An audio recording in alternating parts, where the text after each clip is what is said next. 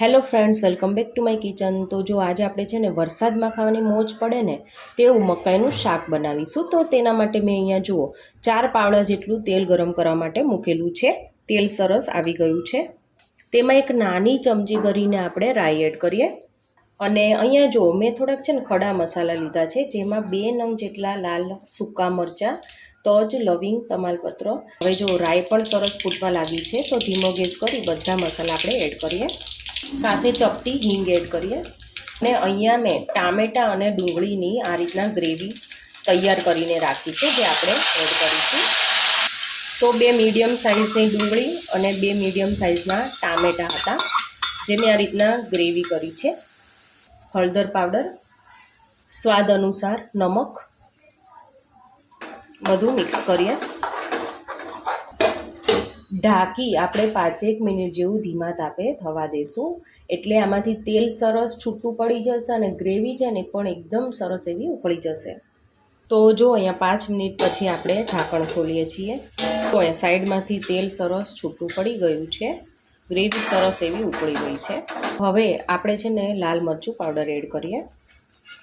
તો તમે જેટલું તીખું ખાતા હોય એ પ્રમાણે તમારે લાલ મરચું એડ કરવાનું। એક નાની ચમચી જેટલો ગરમ મસાલા પાવડર, એક નાની ચમચી ભરીને આપણે લસણવાળી ચટણી, ટેસ્ટ ખૂબ જ સરસ આવશે આનાથી। 1.5 ચમચી જેટલો આપણે જે આ રસો છે ને ઘટ્ટ થાય ને તે માટે થઈને શેકેલો ચણાનો લોટ। આનાથી તમને શાક તો મીઠું લાગશે જ, પરંતુ આપણો જે રસો છે ને એ પણ સરસ ઘટ્ટ થશે।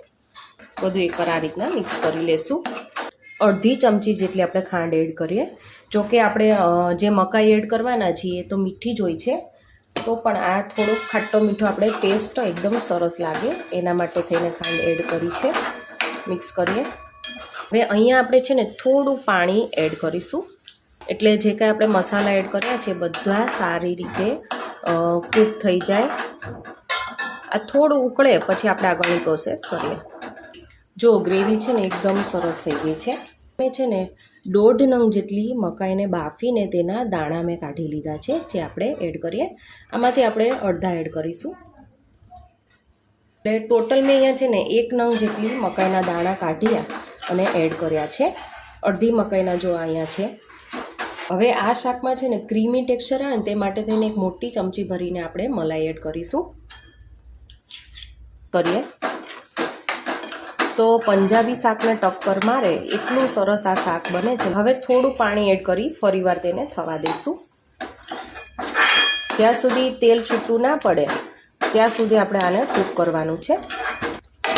ઢાંકી આને થવા દઈશું। 2 મિનિટ પછી ઢાંકણ ખોલીએ છીએ, અને જો આપણે જે મલાઈ એડ કરી હતી તેનું બધું જ ઘી છે ઉપર આવી ગયું છે। તો આપણે આ રીતના મિક્સ કરી લેવાનું છે। જો કેટલું સરસ આપણું શાક બનીને રેડી થઈ ગયું છે। ના બહુ ગ્રેવી છે કે ના હાવ તમે જુઓ ને તો હાવ ઢીલું જેવું તો છે જ નહીં, એકદમ સરસ પરફેક્ટ એવું શાક બન્યું છે। તો હવે ગેસની ફ્લેમ આપણે બંધ કરી દેવાની છે, અને ઉપરથી આપણે ફ્રેશ કટ કરેલા લીલા ધાણા એડ કરીશું। તો ફ્રેન્ડ્સ, ખાસ કરીને વરસાદની સિઝનમાં આ રીતના તાજી મકાઈ તો આપણે મળી જ રહે છે, અને તેનું જો આ રીતના શાક અને તેની સાથે પરોઠા કે રોટલી સાથે સર્વ કરવામાં આવે તો ખૂબ જ મજા આવતી હોય છે ખાવાની। તો ફ્રેન્ડ્સ, એકવાર તમે જરૂરથી આ રેસીપીથી બનાવજો, તમારું પણ એકદમ સરસ એવું શાક બનશે। તો ફ્રેન્ડ્સ, મારી આજની આ રેસીપી ગમી હોય તો મારી ચેનલને સબસ્ક્રાઈબ, લાઇક અને શેર કરવાનું ના ભૂલતા। તો આપણે ફરીવાર મળશું એક નવા જ ઉપયોગી વિડીયો સાથે। Thank you for watching.